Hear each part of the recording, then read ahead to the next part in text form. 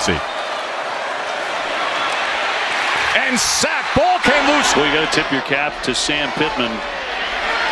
Being able to rally. Hand it off right side. They'll lose 5 yards. UTSA in Knoxville. Here's Slovis. Under pressure, sack. Howdy, boys. Welcome in. We got big number 40, Landon Jackson out of Arkansas. This guy's stepped on the scene for me in particular as a late, second round piece. For sure. He has a lot of great qualities in my personal opinion.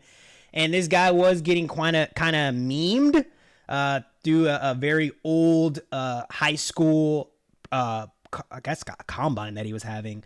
But he went to the Senior Bowl. He did a lot of great things at the Senior Bowl. We have a cut up for him, but let's get into the PFF real quick. All right, boys. Landon Jackson, edge rusher out of Arkansas. Like I told you, once upon a time, he had a lot of crazy hype in him as being one of the top edge rushers in the country. And then, he has like this video go around and he's come a long way since then. And at the Senior Bowl that week, he actually didn't do as great during the week, but the actual game at the Senior Bowl, he really lit it up, had some great plays. I think he was the best defensive player of the Senior Bowl.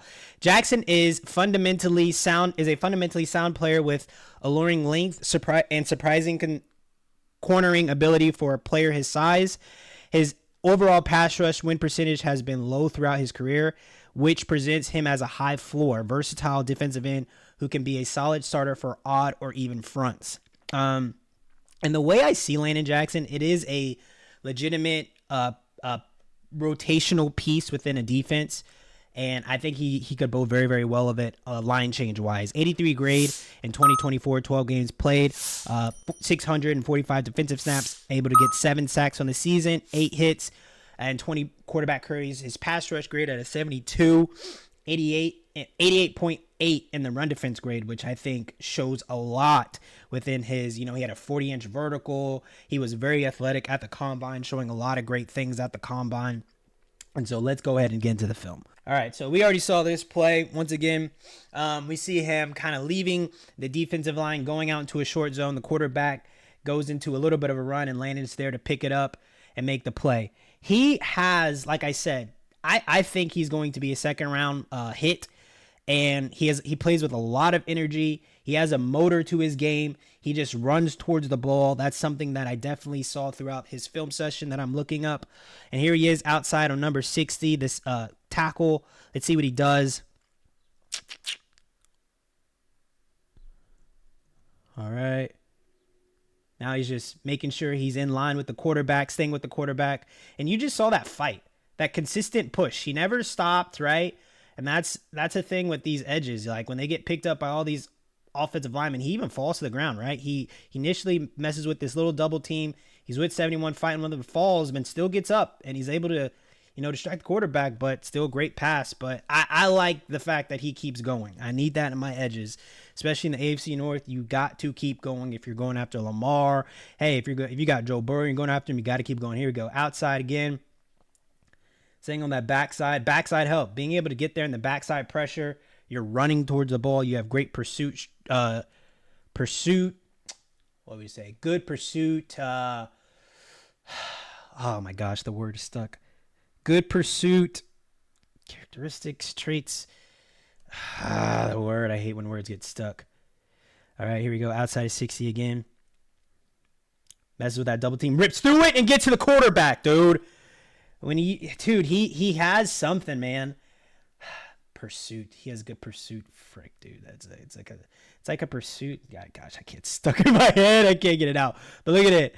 He just able to club and rip through 60, and then he has a double team right here on a late stunt and is able to blow through that and roll up on the quarterback, man. There's a player he reminds me of. He doesn't remind me. I can't get it though. Outside that tackle. Here we go. Playing with the tackle. Good bull rush. Getting double team. Keep running. Go, go, go. Oh, and he gets to the quarterback still, man. Like he goes, man. He goes. He does not stop.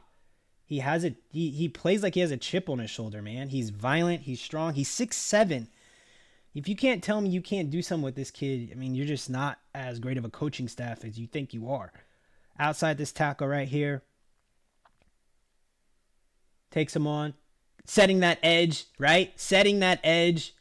No tackle is going. He penetrates this immediately. And what he does is he creates a new line of scrimmage. This line of scrimmage has been shortened. It was originally, 20 yards out, but now he has created a new line of scrimmage at this hash mark. And all he has to do right there is put one hand on that tight end and then get the running back. There he is at this 5, head on with the tackle right outside that shoulder, gets in on that guard, just chasing down that quarterback, dude. Did he? Oh, it was a pump fake because of his pressure. It was a pump fake. There we go. We got another one here. Outside that tackle, a tackle that has a C on his chest. So this guy, for Texas A&M standard, is a guy.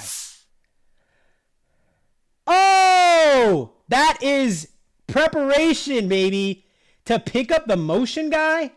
That is preparation. That is you understanding what is to happen. Look at him. He has an edge on everything. He has an edge on this entire thing and catches him. Holy moly. I can work with that, dude. I can work with that. Oh, my gosh. We got another one outside this tight end. He's standing up, right? Doesn't have his hands in the dirt. See what we got here. Come on, baby. Give me some.